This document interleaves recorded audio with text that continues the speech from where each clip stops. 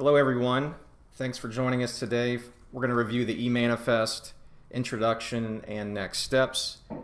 I'm your presenter, Larry Fanley, and I joined LEI in 1999. I oversee sales and operations for the company, and I became very actively involved in eManifest last year.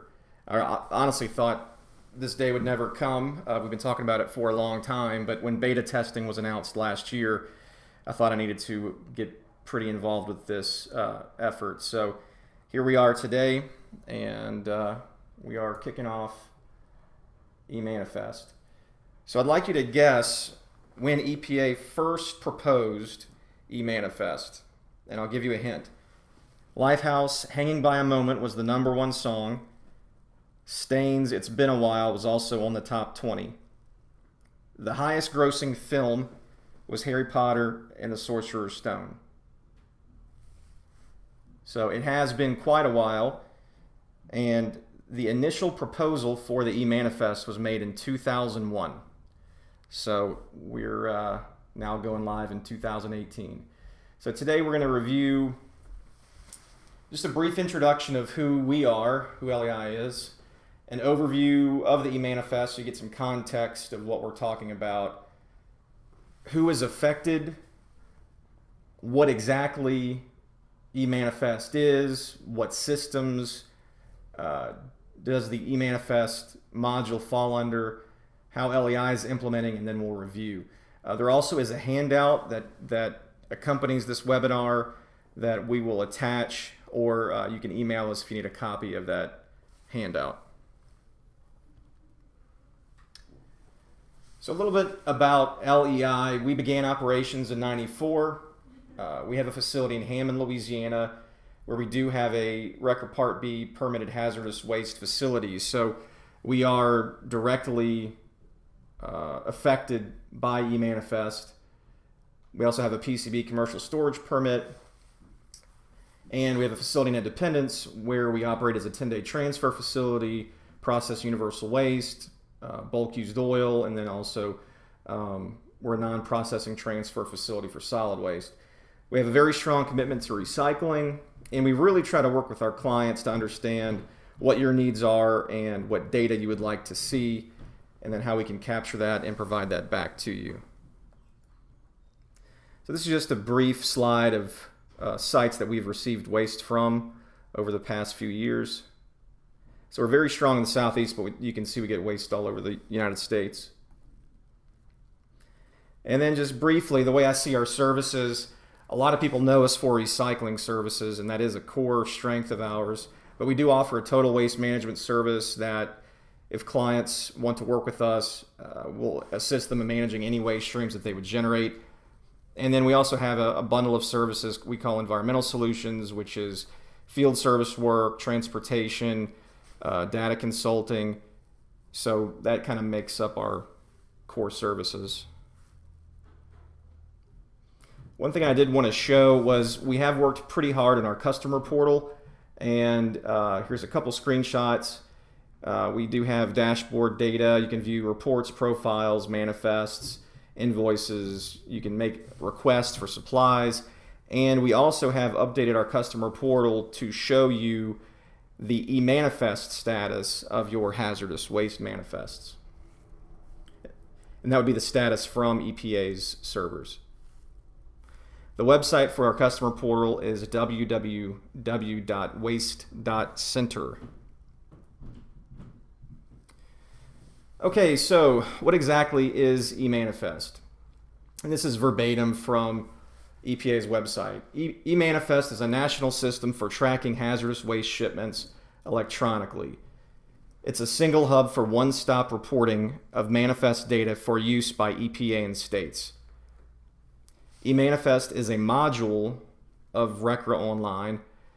And one thing to keep in mind, especially industry users, is that this system isn't just built for us. It's also built for federal and state users to view manifest data. So there's requirements on both sides. eManifest needs to be viewed as a system that's still being developed and needs to be viewed as a system that will implement in phases. So the way I see where we're at right now in the development scheme is that we're really in the data piece. And the most important accomplishments that EPA is trying to get done right now is that we get data into their servers. So as far as using an electronic manifest and going paperless, that really isn't the number one goal right now. The main goal is that receiving facilities begin putting their manifests and manifest data into the system. So why do this? And this is from EPA. So cost savings, they're estimating $75 to $90 million in savings a year to state and industry. Keep in mind that many states process their own hazardous waste manifests. As effective June 30th, states no longer can require receiving facilities to submit manifests to the state. So state processing of hazardous waste manifests has ceased, at least from receiving facilities. Accurate and more timely data, rapid notification of discrepancies, eventual biennial reporting data. So there is BRS, biennial report functionality in eManifest. It's not fully developed yet, but it is there. One centralized place for hazardous waste manifest data, and then also improved compliance monitoring by regulators. So regulators will be able to log into their eManifest account and view the generators that they have permissions to view. So that's part of this eManifest system. So one thing I'd like to point out that's a little confusing is that eManifest is both a form and a system. And even in the regulations, the terms are somewhat used interchangeably. Today, when people are talking about, or EPA in particular is talking about eManifest going live, they're really referring to the whole system, the eManifest system. The electronic manifest that one day we'll use isn't the most important piece of this process. It's really about the system as a whole, and then everyone having access to the data in the system. So that's one important piece to keep in mind. So again, it's not just the form. eManifest is not just a form, but it's also a system for storing and tracking waste shipments. The electronic manifest form is just one component of the eManifest system. We're primarily addressing the eManifest system. However, we will show some screenshots of the electronic manifest form. And also, really, the regulatory impacts are really system-driven. There are no regulatory mandates to use the electronic form. So here's a screenshot of just one dashboard, eManifest dashboard. So this is, I'm logged into RCRAInfo and then clicked my site, one of my sites, and then clicked eManifest. And then here's an example of if I wanted to use the form and create my own eManifest form. Okay, so let's talk about the timeline and how we got here. So in 1980, you had RCRA that required the use of a hazardous waste manifest. And basically that requirement was required data that had to be on shipping papers. There wasn't a mandated form. States didn't, or at that time, states weren't really having their own state forms. In 84, the first federal hazardous waste manifest was released. However, many states did by that time have their own hazardous waste manifest, and that continued on. In 2001, we have the initial proposal to transition to eManifest. And then also with that proposal was transitioning to a federal uniform hazardous waste manifest. Well, basically the first proposal by EPA for the eManifest was a decentralized approach. So what they initially proposed in 2001 was that receiving facilities would be required to basically pass data to other receiving facilities, and that EPA would have access to that data. So there wasn't a mandated one system that you push into. It's basically use your existing system, but it needs to be able to interact with other transporters and other receiving facilities. There's a lot of public comments about why that wouldn't work, and basically EPA went back to the drawing board. And then from the period of really, I guess, like 2002 through 2008, there were a series of meetings, stakeholder meetings, requests for comments for the approach that was settled on, that we're now implementing. So that was worked through for a number of years. And then finally in 2012, Congress passed the Hazardous Waste Electronic Manifest Establishment Act. So this act gave EPA the power to go ahead and implement an e-manifest system, to require user fees, to go into contract with IT companies to develop the e-manifest system. But Congress, that act is what authorized EPA to write the regulations. So in 2014, we have the first set of regulations that came out, which was called the one-year rule. And basically what the one-year rule did was go through everywhere that the paper manifest has legal authority, and we're now going to make sure that the e-manifest has legal authority. So it was really dealing with how we move forward with this electronic manifest, replacing paper. And then 2018, in January of 2018, we had the final user fee rule published, and we're going to get into more detail about that. And then 2018, June 30th was the e-manifest effective date. So the user fee rule. The user fee rule clarified a number of items like, well, who has to pay user fees? What incurs a fee? What's the formula for determining fees? How will users make fee payments and penalties for non-payment? So it was decided that receiving facilities would have to pay the fees. So in the background, we're given the number of approximately 160,000 entities are going to be affected by the e-manifest, and there's probably around 500 or so receiving facilities. So it made sense for EPA to say, hey, we're just going to limit who has to pay us down to about 500 people. What incurs a fee? So there were a number of methods that were recommended or suggested for what would incur a fee, and then EPA had said that if you had extraneous documents, that would incur a fee, other items like that. And so the user fee rule clarified what exactly would incur a fee. The hybrid manifest, this is one of the most misunderstood pieces of the e-manifest, and we'll go into more detail. The user fee rule also created a new 5-part manifest. So the 6-part manifest is going away. EPA has said that you can still use your 6-part manifests for now, but that we need to transition to the 5-part manifest as soon as feasible. Also, another concern that was addressed in the user fee rule was addressing homeland security risks. So the concern was brought up that P&U listed waste that was listed on the Homeland Security Chemical of Interest list needed to be withheld from the public view of e-manifest. So that was addressed in the user fee rule. Manifest corrections.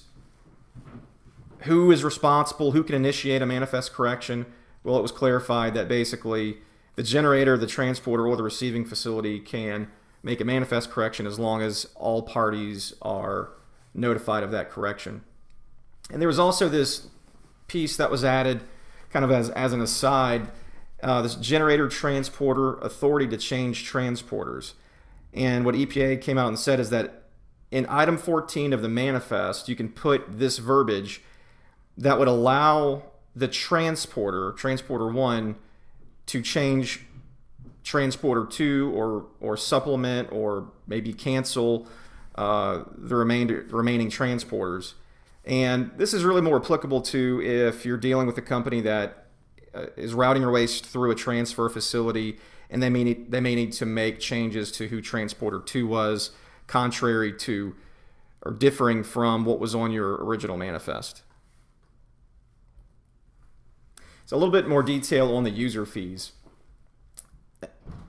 As discussed, there were a number of items that were recommended or proposed for fees, but in the user fee rule, a lot of those were changed, and so it was clarified that we're not charged for continuation forms. We're not going to be charged for extraneous documents as previously proposed. So it had been proposed that if you submitted your LDR, for example, that you'd have to pay a fee because that document should not be included and would incur more work on the Manifest Processing Center. Well, that was removed. You won't be charged for data corrections as previously proposed. All of these overhead fees will be built into the per manifest fee. That final fee schedule was published 3 days before the go live date on June 27th, 2018, and this is a 2-year schedule for fees. This is the original estimate of what the fees were supposed to be, and this is the new fee list. So you can see that pretty much everything went down but the electronic manifest. So the electronic manifest went up $1, data image upload went down 50 cents, and the other two went down as well. So this is the final user fee amounts. So we're going to go into more detail of what these submission types are later so you understand what these individual types are exactly. So just briefly to cover our own internal fees, this is what we will be charging for manifest fees. We'd announced this prior to receiving the final fees, as many other industry receiving facilities did. So, but this is the fees that our customers will incur when using manifests that we have to upload into eManifest. Okay, so who is affected by eManifest? eManifest affects all entities required to use a hazardous waste manifest. The estimate is that over 160,000 entities will be affected. And how are they affected? Well, your site and manifest data are now available in the eManifest system. So generators and transporters do not have to register or use eManifest. There's no mandate that they use the system, but your data will be out there and the public will have access to your data after a 90-day delay period. Also, regulatory access will be there for all of your eManifest data as well. So it's something to keep in mind that, yes, generators are not mandated to use the eManifest system, but your data will be there. Well, who must register for eManifest? All receiving facility sites that receive manifested waste under federal or state law. And the reason why this is because receiving facilities will have to pay their bill through eManifest.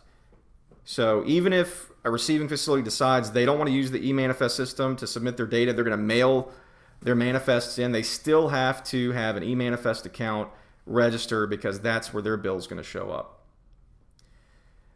Optional, generators and transporters who want to use the electronic manifest form and sign electronically, you need to sign up.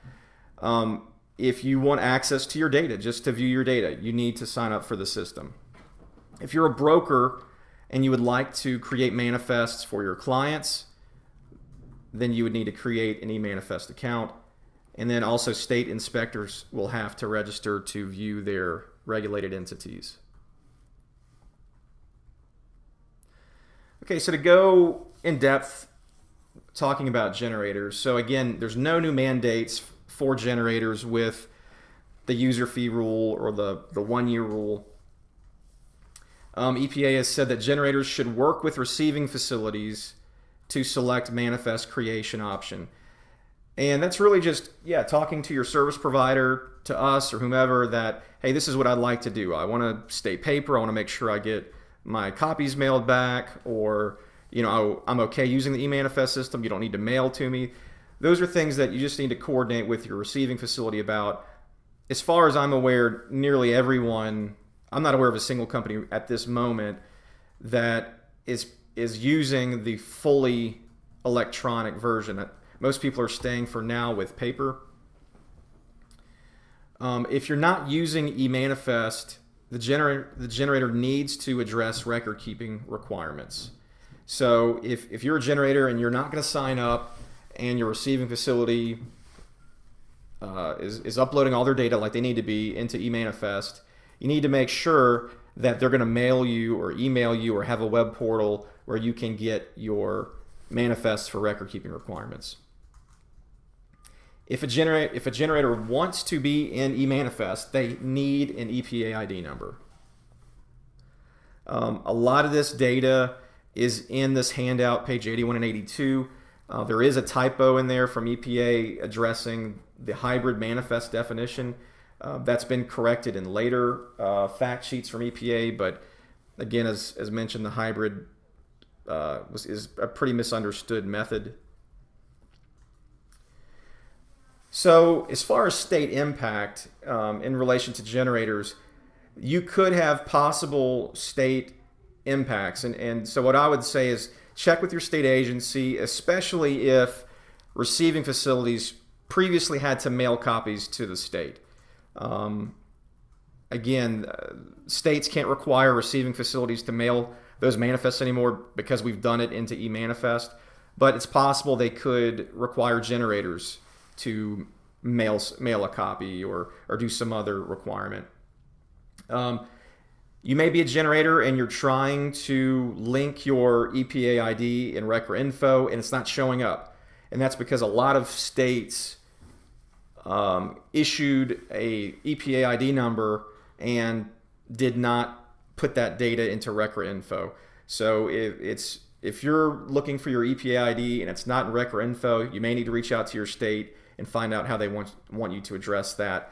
It may just be them submitting the data, but you'll need to work that out. To my knowledge, there isn't a systematic way yet for all states to address this issue. I'm going to go into detail about what California has recommended, but for now you'll need to check with your state. Another point I wanted to make is that states may begin to change the way they issue EPA ID numbers, especially temporary IDs or state-specific IDs. And the reason is it's now the state's responsibility to make sure this data gets into RCRAInfo. So they may not want to have all these state-specific methodologies of issuing IDs because it's going to put more burden on them that they now have to get this data into RCRAInfo. So we've seen Massachusetts, for example, say that they're not going to do temp numbers, and they also had a procedure for VSQGs where you could put MV in a phone number. They said if you have an MV number, you can do it, but moving forward, they're not doing that anymore. So this could be changing. Just check with your state if you have any questions. Regarding California, what California has said is if you don't see your EPID number, go to RCRAInfo, click Need Site ID, enter your data, but select Not a Generator, complete the application, and then put a comment and put your Cal ID number there. So this is something from a slide that EPA did to states, and this is just one slide. And it was an issue that EPA was bringing up to states of what they were going to have to do to implement eManifest. And this was one of the issues, that temporary and emergency IDs will need to be in eManifest. So again, the burden's on the state to put that data there, and it's quite possible states may begin changing how they issue IDs.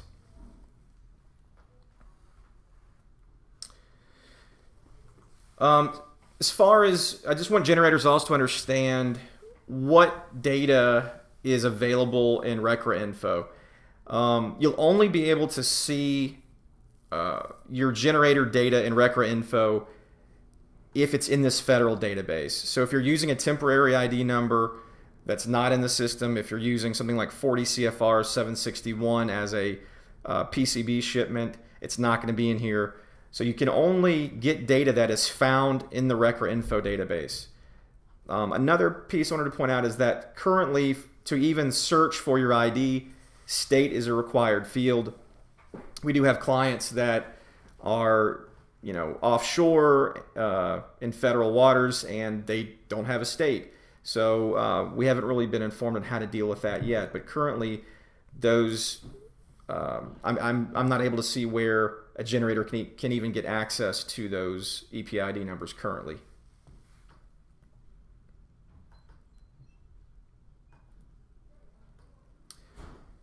So this is the regulation. I just wanted to include this, that basically says that the eManifest system meets your record keeping requirements as a generator. And also in 4, it says that the generator can't be held liable for the inability to produce an electronic manifest if there's an issue with the electronic manifest system, and it's a technical issue. So it's something that you can feel confident as a generator that you can use the eManifest system. You need to make sure your data is in there, but if the system isn't working, it's not on you. Okay, so which receiving facilities are affected? So facilities that are accepting waste requiring the use of a hazardous waste manifest. So keep that in mind. It's not hazardous waste. It's does the waste itself necessitate the use of a hazardous waste manifest due to state or federal requirements. So this includes obviously RCRA federal hazardous waste, facilities that receive regulated PCB waste shipped on a manifest, also facilities that due to state regulation must receive waste on a hazardous waste manifest. And that includes if the manifest is required by the origination or the destination state. You may have to submit VSQG manifests if the state requires it. And also imported hazardous waste needs to be reported into the eManifest system. So if you're a facility and you're accepting any of these wastes that federally or at a state level require the use of a hazardous waste manifest, you are mandated to use the eManifest system. And I have that included in the fact sheet. It's in the handout for receiving facilities.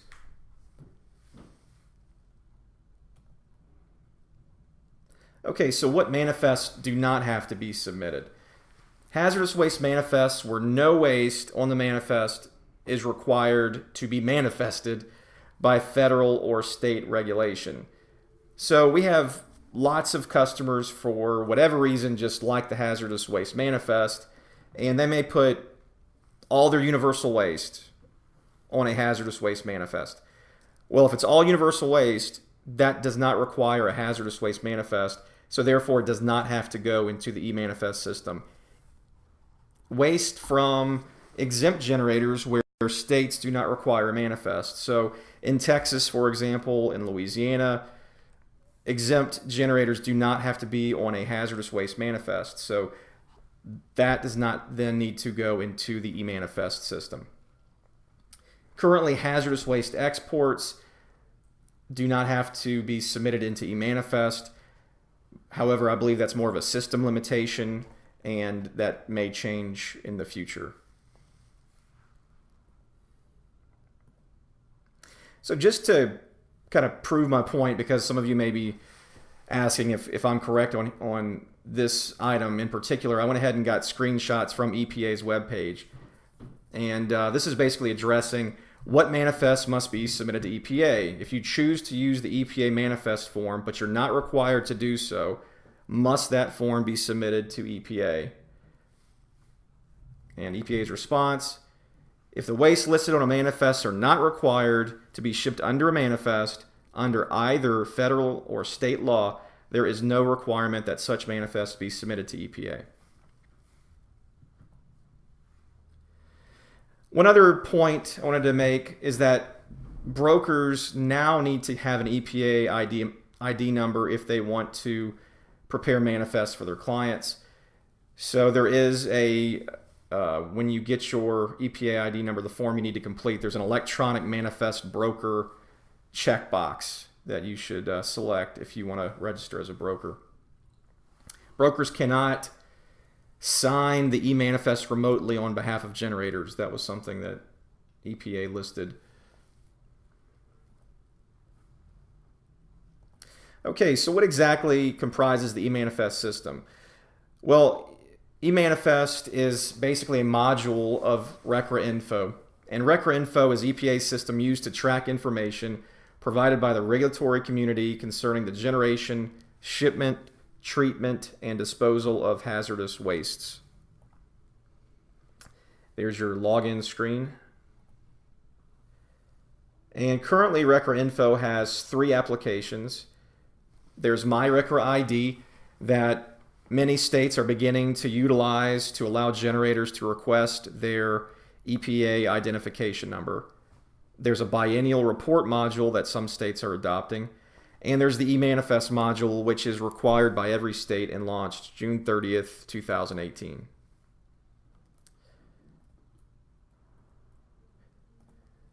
So I'm going to go, this is kind of a preface before the next slide, discussing site managers.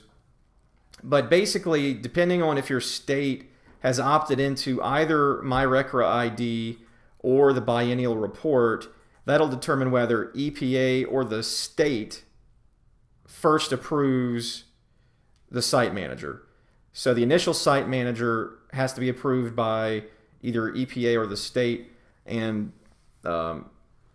this map will show you who approves. So if you're in a state, a gray state that has not opted into either of those programs, then EPA will assign or will approve or reject, I should say, who the site manager is. So the site manager will make a request, hey, approve me as the site manager for this site, and then EPA would say yes or no.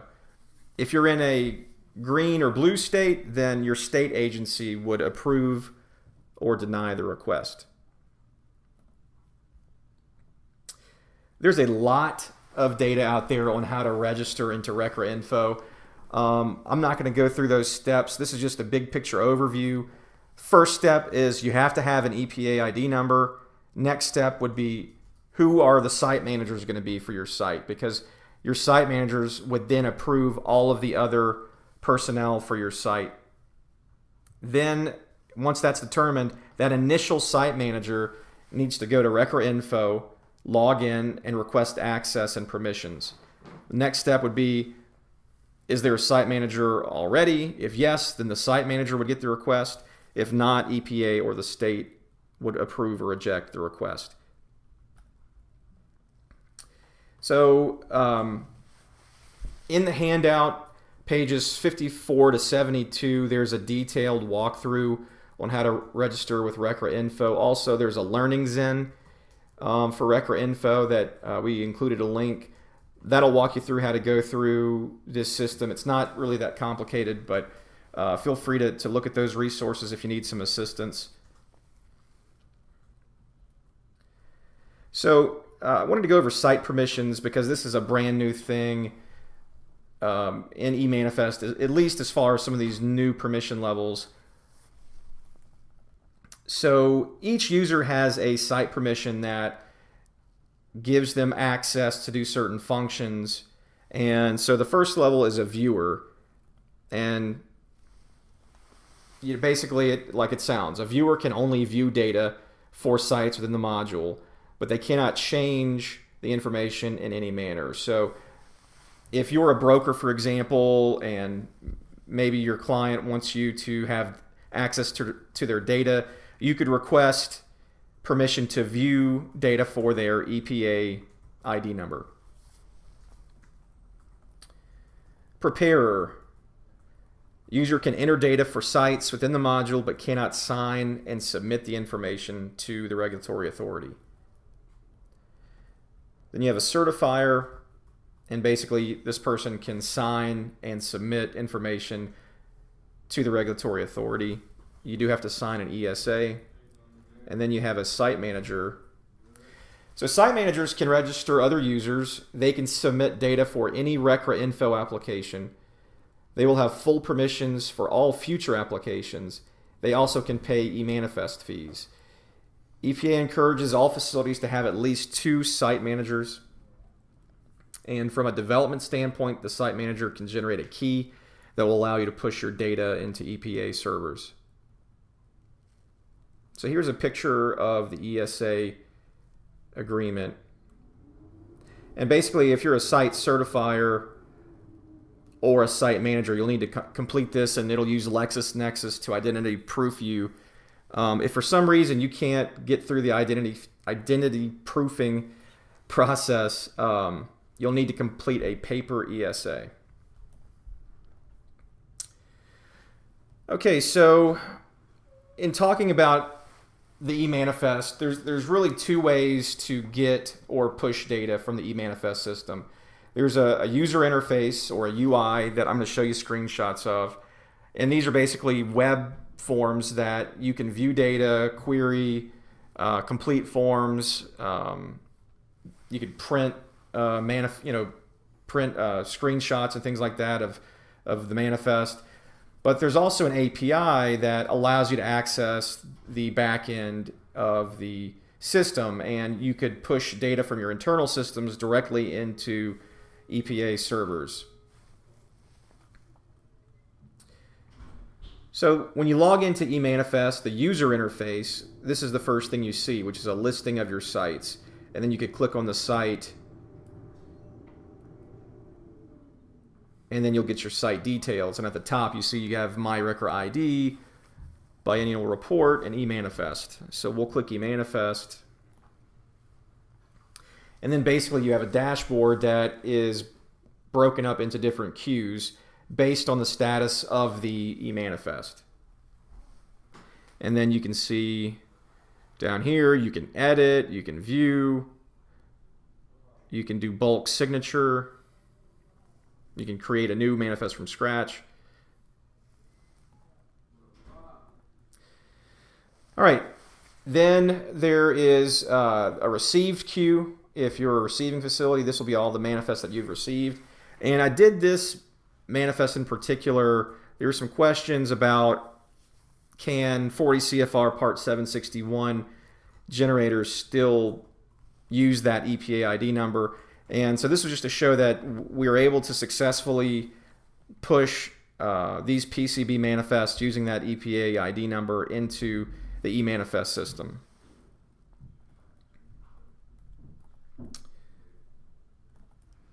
All right, this is the eManifest in edit mode.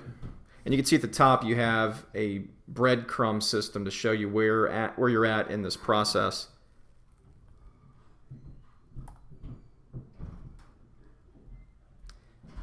This would be your transporter and TSD. Your line items that you can then edit. ERG codes. And then you have a review and sign button at the bottom. So real quick to go over statuses, I'm not going to go real in depth. These the definitions can be found in pages 142 and 143 of the handout. But these are the various statuses. Paper manifests uploaded by the receiving facility will appear in eManifest as ready for signature. So for us, most of you, if you're logging into our web portal, you're going to see manifest primarily in 2 main statuses, which are ready for signature and signed complete. There are some other functionalities built into statuses that if you're not using the electronic manifest form, it's not applicable. But basically there's certain restrictions that once it progresses, it gets restricted more and more through the process. So I'm going to show how to sign, how exactly you sign in eManifest, just to show you the process.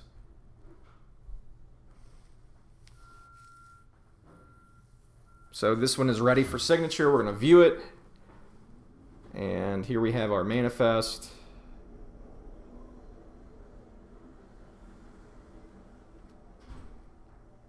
And we scroll down to the bottom. We click review and sign, and it'll bring up a copy for you to review again with a little bit more data. Then you click sign. And then you're going to be asked to log in to CDX or RCRAInfo. And then you have to answer a verification question.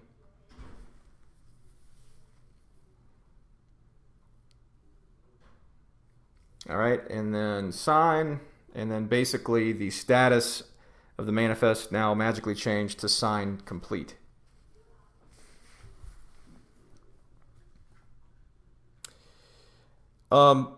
One item I wanted to mention real briefly, if you do have a CDX account, for example, for NetDMR, you can use that user information and just add RCRAInfo as a program. So if you do have a CDX account, that's the validation, and that's what the kind of the service that's being used. That RCRAInfo is basically under CDX. So if you have a CDX account already, just add that program to your CDX account. If not, then go to RCRAInfo and create an account. All right, so submission types. Basically, we're going to walk through these different types of submission into eManifest. There's the fully electronic. This is kind of makes sense, starts and ends with the electronic manifest. All parties from generator to transporter to receiving facility must sign electronically. This is an interesting caveat that's a regulation. It must be known at the time when you're creating the manifest that all parties can e-sign the manifest. So you need to know that the generator can e-sign, that the transporter is set up to e-sign, and the receiving facility. A printed paper copy must still accompany the driver for DOT. Manifests created in the eManifest system have a tracking number that ends in ELC. So instead of JJK or GBF, you have an ELC suffix. Okay, the hybrid. This is, again, as mentioned, is kind of been confused a lot. But basically, the hybrid must first start in the eManifest system created electronically. So that's very important. Some places have said that it starts as paper. It doesn't start as paper. It has to start electronically in the eManifest system, and it will have that ELC suffix. Then once you've created the manifest in the eManifest system, you have the ability to print out a PDF of that manifest data. And so you would generate that PDF document, print that, and then the generator does not have to have a RCRAInfo account, but can just sign the paper copy. And then at that time, the transporter must also sign the paper copy, but transporter 1, all other transporters, and the receiving facilities must sign electronically. The receiving facility then would upload the data into the eManifest system. The hybrid manifests are charged the same price as the fully electronic. Another key piece in all of this is that electronic signatures are user specific. So every driver would need to have their own user credentials and logins. So it's still a long ways away, I think, for many transporters and all of us to get everybody registered into the eManifest system to take advantage of the hybrid. But it at least makes it to where the generators don't have to have a RCRAInfo account. So here's just an example showing that the hybrid ends in the ELC tracking number. Data file upload. From what I'm seeing, this is what most receiving facilities are going to do. Basically, the manifest data is uploaded or typed into eManifest. A scan of the signed and completed manifest is also uploaded. The receiving facility then has to sign again electronically in the eManifest system. And this is the $6.50 option. Okay, the image upload. minimal data inputted by the receiving facility. Basically, they just put the manifest tracking number and then upload a scan, and the EPA processing center enters the manifest data.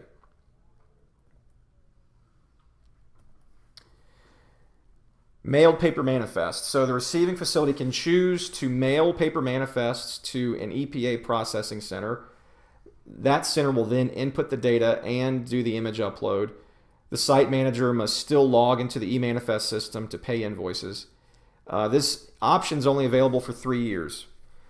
We now have the mailing address for the processing center, and there it is. That contract was awarded right before June 30th.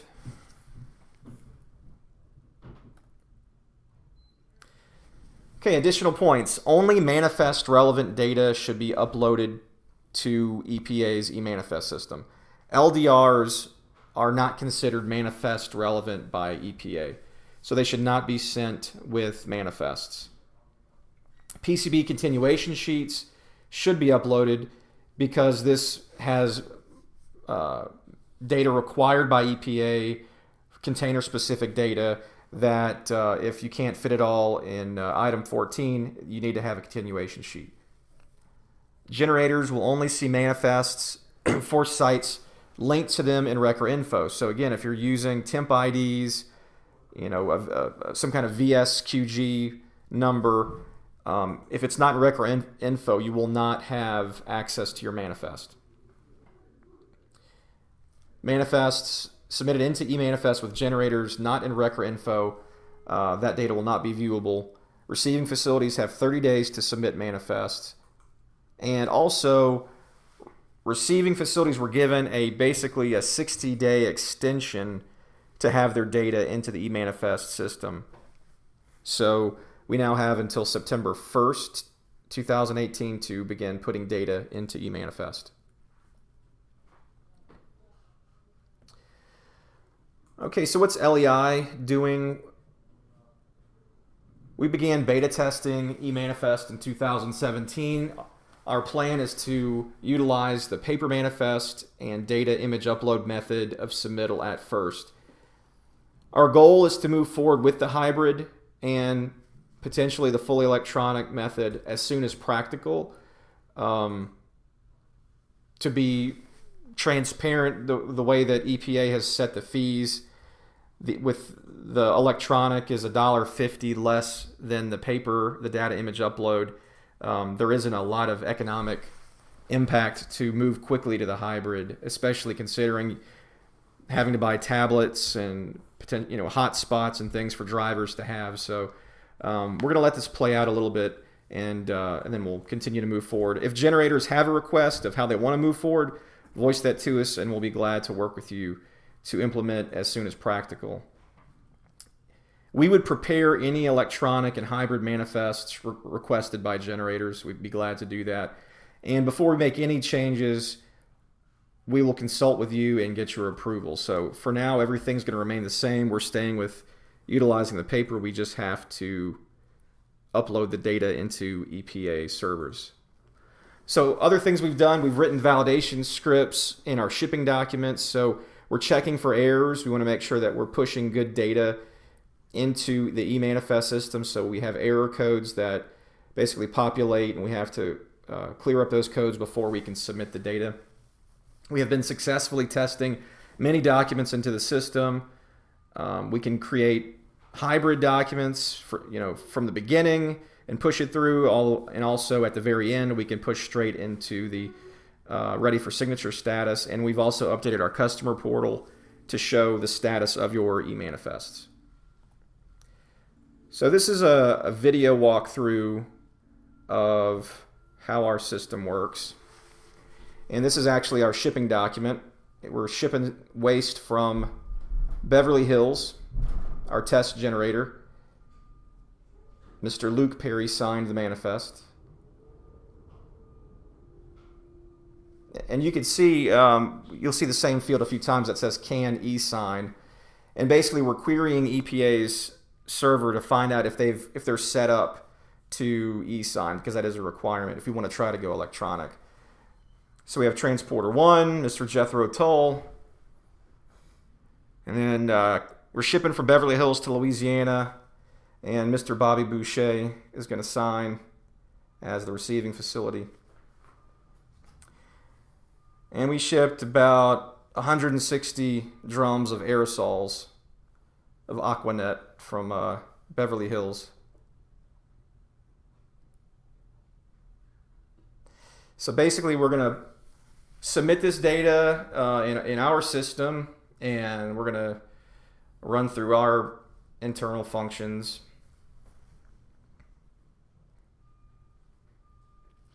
And then when we're done with that, we're going to open the data, open the record up again, and then push it into the eManifest server.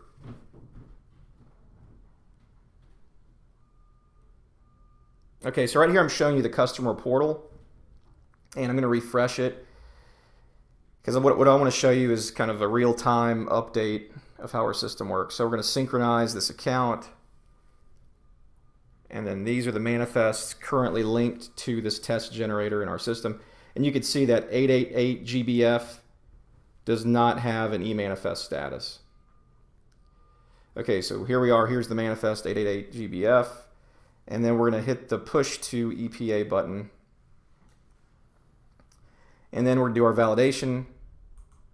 And we're going to select what type we're going to process. So we're going to do a data upload, push it as ready for signature, and then upload it. And then we'll get a response. So that's the response from EPA. And then here I'm going to show you the EPA system. So this is RCRAInfo. I'm going to log into our account in RCRAInfo. I kind of forget how to refresh the screen here. But if it worked successfully, then that 888 GBF number should now appear. And there you see it, ready for signature.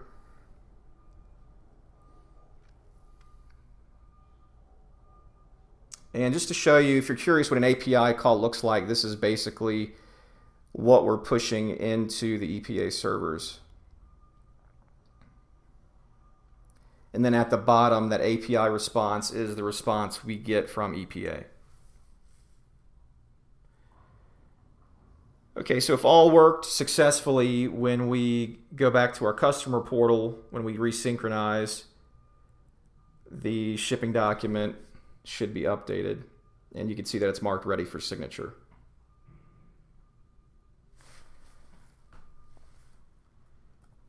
So that's a walkthrough of what we've done to get ready for the eManifest. So just a quick review. When eManifest kicked off June 30th, 2018. All manifests received from this date forward will need to be an eManifest, and also the 5-part manifest goes into effect. September 30th, receiving facilities must have data for manifests shipped prior to September 1st in eManifest. So basically, once September 30th comes, you got your 30-day window to get data into there. June 30th, 2021, basically is when receiving facilities can no longer mail manifests. 30 days.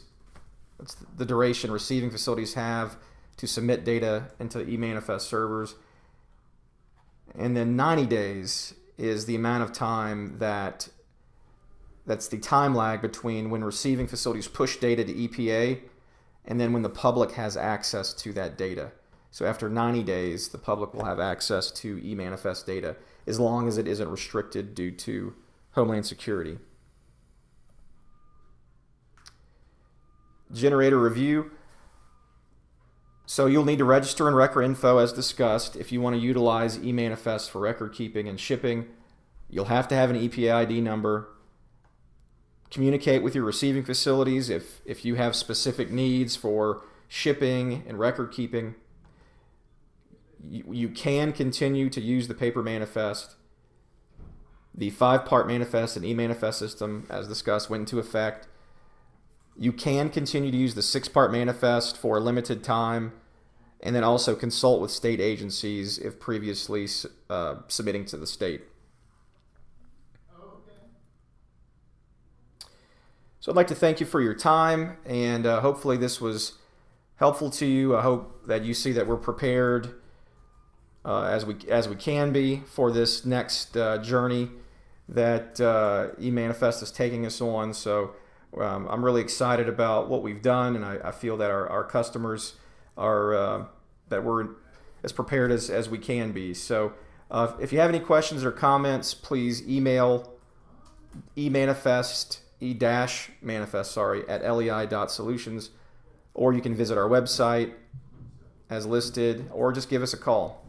Thank you and have a great day.